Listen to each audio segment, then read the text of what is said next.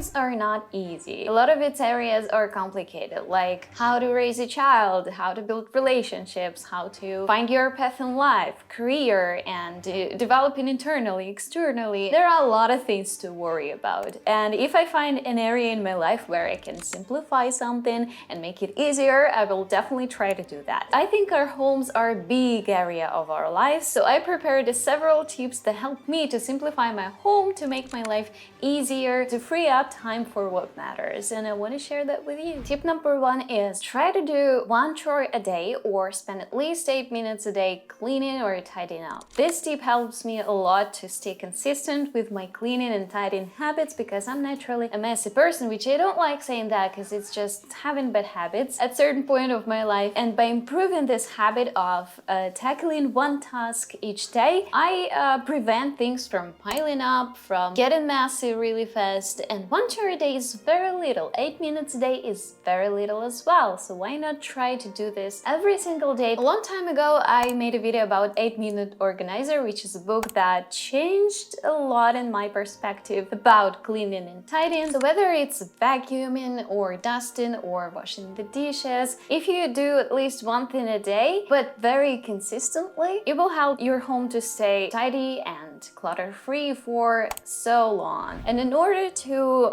spend less and less time on doing the chores, we've got to limit our options. We often get overwhelmed by the amount of our stuff, whether it's the household items or our clothes. It's often hard to maintain more stuff. That is just the rule. This is how it is, and we cannot escape this part of our lives. So we've got to declutter and consistently realize how much exactly we need, not to get too extra with our belongings. By reducing your options, you reduce the decision fatigue and you make every day of your life a little bit more efficient. So if you're feeling that some area of your home is really overwhelming in terms of how much it is, I recommend you to limit options there. But how can you do that? I'll tell you what helped me. This is hands down decluttering challenge. I know it's not for everybody maybe, but if you are longing for fast results, for some really visible makeover, then I'd recommend having decluttering challenges. I was telling more about this in this video, but just so you know that setting a deadline, having simple rules, and dividing such a big task as decluttering into some smaller steps that you do daily can be such a huge motivation, and it can change your home completely. So I do decluttering challenges once every 2 years. Actually, I've done them only twice, but I think that they help me the most with making my home more minimal and limiting my options. You know what else can change how your home looks completely? It's having clean surfaces. It is important to have mostly clear surfaces, free from clutter, not only because it looks neater and better, but also because it gives you the sense of calm and order, which is very important in our hectic society. Take a few minutes each day to tackle your surfaces and you will see how this small step will make your home look a lot more neat. Remember that one chore a day rule. This may be one of the things that you do daily no matter what, and I think you shouldn't spend on it more than 8 minutes, so it's a good place to start your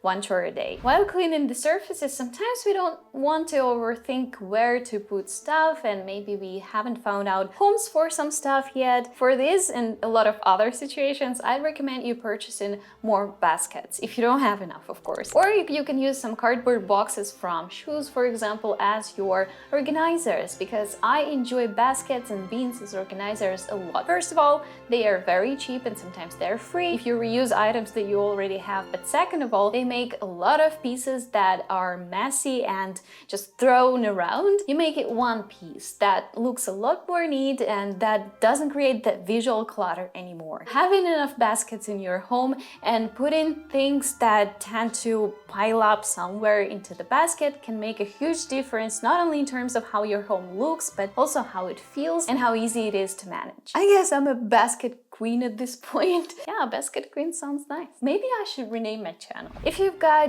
quite a lot of objects, try to use need or want rule. When it comes to bringing things to our homes, it is very important to differentiate needs and wants. As for me, I don't go through the big list of questions before I buy something because I trained myself to ask myself only one question, and it helps me quite a lot. So take a critical look at your wish list. I hope that everybody has a wish list at this point, and instead of buying things right away after you wanted it. And after taking a look at your wish list, just ask yourself if you really need it or if you just want it. This is how I try to add intentionality in my daily life, but it's important as well here to be honest with yourself. Along with not buying what we don't need but maybe just want, it's important to appreciate what we have and care for our things better. For that, I recommend you not washing your clothes every single time you wore them. I actually had no idea that people really do wash their clothes after just one time wearing them. That actually shocked me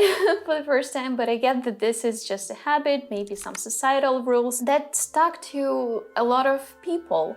And I recommend you to maybe start breaking this unnecessary habit of washing clothes every time you wear them and start washing them only because they are dirty or smell bad. Yes, sometimes it is after one use, but a lot more often it is after several uses or maybe the whole week of wearing something. It will prolong the life of your clothes, and it will also make it easier to manage, and it will also reduce the time for laundry, doing laundry, and it has just a lot of benefits. Yeah, maybe it's important to mention that it does not apply to underwear.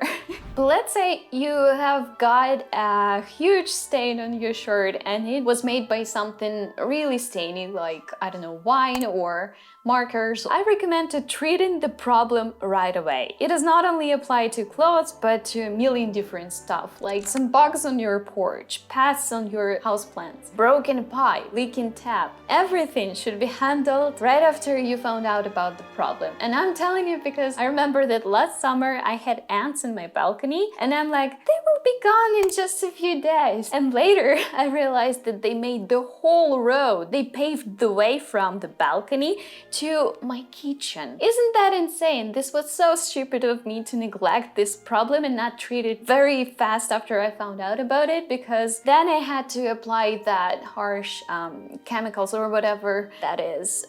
Potion? I doubt that it's potion. Whatever you do to kill the ants. I had to apply it inside my home, and it's not really good to apply such harsh chemicals at your home, I think, so I regretted it. So don't be like me and treat the problem right away. Treating the problem right away can be difficult sometimes if nobody else at home helps you. Simplifying your home shouldn't be a one-person task. This bugs me a lot when I see that just one person, usually it's a mother, wife, that takes care of the whole household. This is so unfair. This is one of the reasons I filmed these videos, because I want to make it easier for moms. I remember how my mom was coming home from her work and started to clean the whole space. And yeah, on one hand it's my fault, I should have helped her, but on the other hand, it's your responsibility as well, if you're doing all things at your home yourself, to teach your housemates, is it housemates, roommates, whatever, people who live with you, to take the same responsibility for the home management as you. All family members should understand the importance of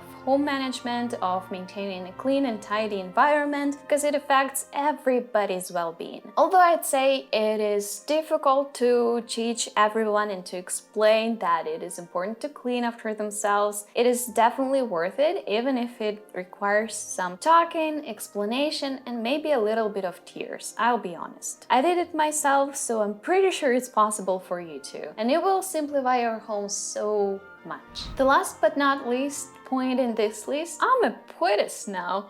Anyways, I recommend you doing a little bit more every time you clean something. I found out that if I just vacuum, for example, wash the dishes, wipe the surfaces, it is very beneficial for me and my home in simplifying this whole thing to do a little bit more every time. For example, if I wash my dishes, I will also wash the sink around it. And if I vacuum the floors, maybe I want to vacuum behind the bed this time, or behind the table that I don't move stove regularly. And if I wash the stove, maybe it's time to drag out that stove and wash also behind it, because usually a lot of greasiness gets compiled there. So doing a little bit more every time I clean stuff or do some chores helps me to stay on top of my home and simplify the cleaning chores, because this way I won't have to have these huge deep cleanings every single month, but maybe I will reduce the amount of them. We've discussed some practical tips on how to simplify your home and make it more clutter-free. But there are some problems that you may face during